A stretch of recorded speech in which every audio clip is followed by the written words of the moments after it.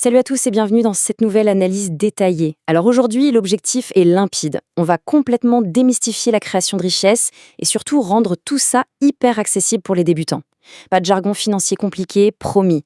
On plonge direct dans une étude absolument colossale qui a suivi 10 000 personnes ordinaires, des gens comme nous qui sont devenus millionnaires avant l'âge de 40 ans. Et attention, on ne parle pas de stars ou de riches héritiers, on parle de méthodes purement mécaniques, des trucs qu'on peut littéralement appliquer à notre propre échelle. Au programme de ce décryptage, 1. Le grand mythe de la richesse. 2. Le fameux effet de levier. 3. L'optimisation des grosses dépenses. 4. Comment faire exploser ses revenus. Et enfin, 5. Un plan d'action hyper concret. C'est parti! On attaque tout de suite avec notre première partie, le mythe de la richesse. Franchement, il faut qu'on en parle de cette frustration liée aux conseils financiers qu'on entend partout. Pourquoi est-ce que le calcul ne fonctionne jamais? On a l'impression de faire les choses bien, on met sagement 10% de côté, on s'interdit le petit café du matin à la boulangerie, on dit adieu au toast à l'avocat, et pourtant, mathématiquement parlant, ça ne mène absolument pas au million avant 40 ans. L'équation de base qu'on nous vend est tout simplement cassée. Le contraste est même assez dingue. D'un côté, on a l'approche traditionnelle qui ressemble plus à un chemin de croix interminable rempli de petites privations. Mais de l'autre côté, la réalité, qui ressort de l'analyse de ces 10 000 millionnaires, nous montre tout autre chose. 3 étapes bien spécifiques, presque mécaniques. Le secret, ce n'est pas un sacrifice aveugle qui rend malheureux au quotidien. C'est vraiment une optimisation stratégique. Ce qui nous amène à la deuxième partie, l'effet de levier. C'est là qu'on observe un changement radical de mentalité.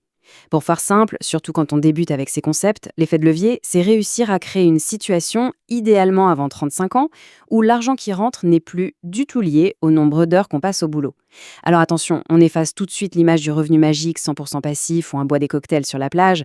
Non, c'est vraiment une transition mécanique pour arrêter d'échanger bêtement son temps contre un salaire fixe. La philosophie de base tient en une phrase. Il faut être payé pour la valeur qu'on crée, pas pour les heures qu'on accumule. Toute notre énergie doit se concentrer sur les résultats et l'efficacité. Et pour bien comprendre, prenons 2 cas ultra concrets de l'étude. D'abord, Sarah, kinésithérapeute.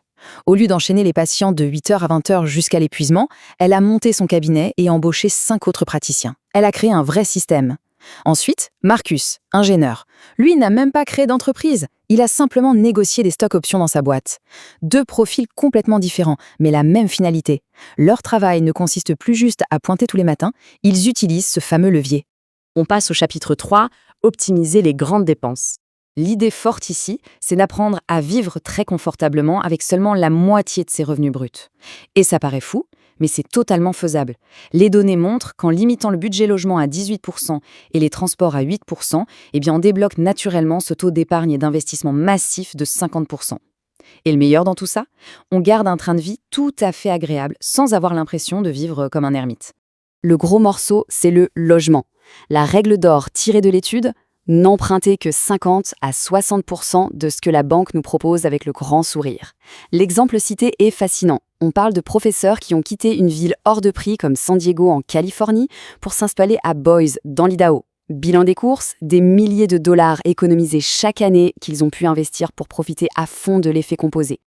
Et pour les voitures, alors là, c'est le choc, parce que la différence est monstrueuse. D'un côté, on a le fameux crédit auto pour un véhicule neuf qu'on change tous les 6 ans, un vrai siphon financier qui dure des décennies.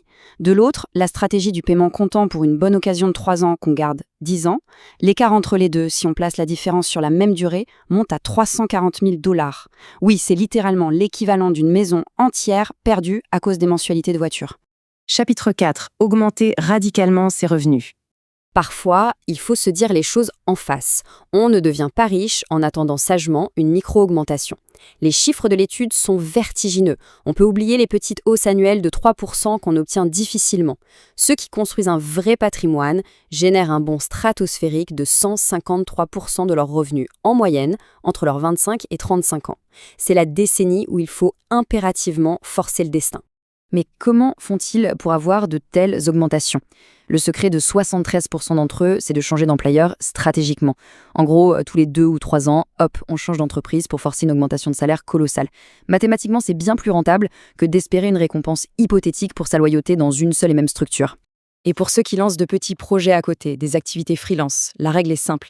Il faut les traiter comme des entreprises, pas comme des loisirs du dimanche. Prenons l'exemple de James. Il faisait quelques designs le week-end, ça lui rapportait 8 000 $. Eh bien, au lieu de tout dépenser, il a réinvesti, il a automatisé, il a monté ses prix pour transformer ce petit extra en un vrai business systématisé qui brasse aujourd'hui 160 000 $. Un changement de perspective totale. Et enfin, notre 5e et dernière partie, le plan d'action concret. Avoir la théorie en tête, c'est génial, mais passer à l'action sans se laisser submerger, c'est mieux. L'étude propose un calendrier hyper réaliste sur 5 ans, parfait pour les débutants. Pas besoin de se mettre une pression folle en attaquant tout de front. L'année 1, l'objectif unique est de faire grimper ses revenus. L'année 2, on taille dans les 3 grosses dépenses pour viser ces fameuses 50% d'épargne. Et les années 3 à 5, là, on commence à mettre en place l'effet de levier pour libérer son temps. C'est structuré et progressif.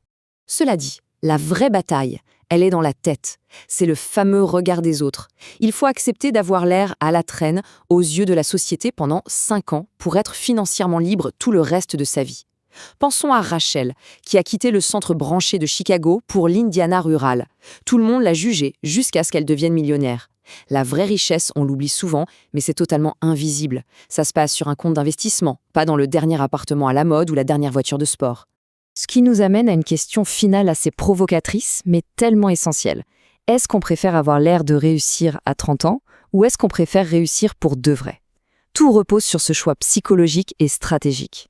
C'est l'application concrète de ces concepts qui donne vraiment toutes les clés pour bâtir un avenir solide et totalement indépendant. Un immense merci d'avoir suivi ce décryptage et à très vite.